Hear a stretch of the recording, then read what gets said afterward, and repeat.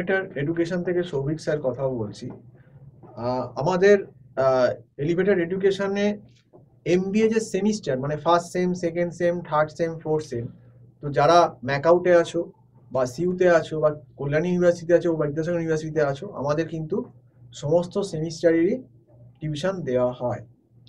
এবং অনেকেই online tuition, আমাদের এখানে কিন্তু অফলাইন না, আমাদের কিন্তু অনলাইন টিউশন। অনলাইন টিউশনের সুবিধা আমরা গুগল মিট প্ল্যাটফর্মে দিই। এবং এখানে সব থেকে যেটা বেশি সুবিধা হচ্ছে যে অনলাইন টিউশনের ক্ষেত্রে, সেটা হচ্ছে যারা কলকাতার বাইরেও আছো তারাও কিন্তু এই টিউশনটা অ্যাভেল করতে পারছো। এবং একদম অফলাইনের মতোই ক্লাস হয়, ছোটো ছোটো ব্যাচে 6-7 জনের ব্যাচে আমাদের ক্লাস হয় এমবিএ ক্লাসগুলো। এবং সব থেকে প্রবলেম হচ্ছে, দেখো এমবিএ তো অনেকে অনেক রকম ব্যাকগ্রাউন্ড থেকে আসে, আর্টস থেকেও আসে, বিকম থেকেও আসে, সায়েন্স থেকেও আসে, বিএসসি থেকেও আসে। কিন্তু যারা একটু মানে এমবিএতে কি হয় না, স্ট্যাটিস্টিক্স, ইকোনমিক্স, অ্যাকাউন্টস, ফাইন্যান্স যাদের বেস নেই সেইভাবে, অনেকেই এসে প্রবলেমে পড়ে।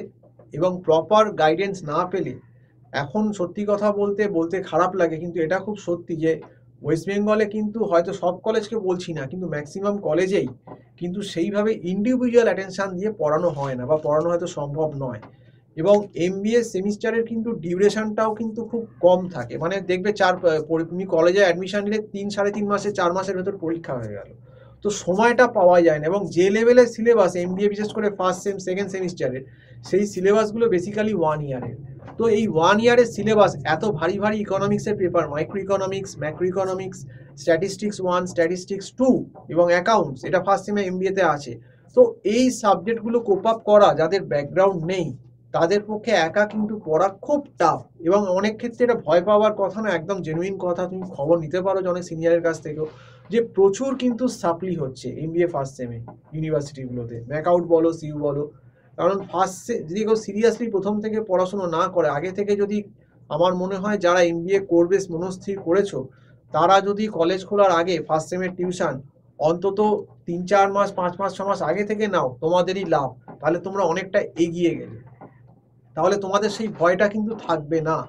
আমরা কিন্তু সেই গাইডলাইনটা দিই। আমরা কিন্তু অপারেশন রিসার্চের মতো paper, second micro economics, macro, stat 1, stat 2 economics, operation management, finance এবং ফাইন্যান্স স্পেশালাইজেশন, মার্কেটিং স্পেশালাইজেশন এবং সিস্টেমস বা আইটি স্পেশালাইজেশন, তো এইগুলো কিন্তু আমাদের এখানে পড়ানোর অনলাইনে ব্যবস্থা আছে।